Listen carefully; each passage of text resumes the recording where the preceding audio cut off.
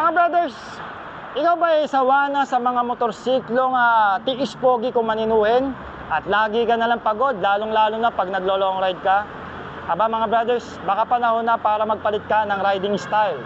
So ngayon mga brothers, may irereto ako sa yung motor na kakalabas pa lang ng Borge Motorcycle Philippines. Ito nga yung CU525 Cruiser Bike. Alamin natin ang specs and features nito sa ating walk around review mga brothers. Let's go! Sa go! Get ready.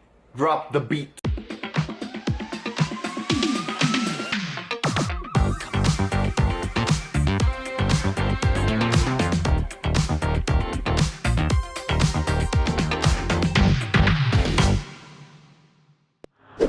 Dito sa front facing pala mga brothers, makikita nyo na kung gaano siya kaastig at kung gaano kamacho itong CU525 Cruiser Bike ng Borge Motorcycle Philippines.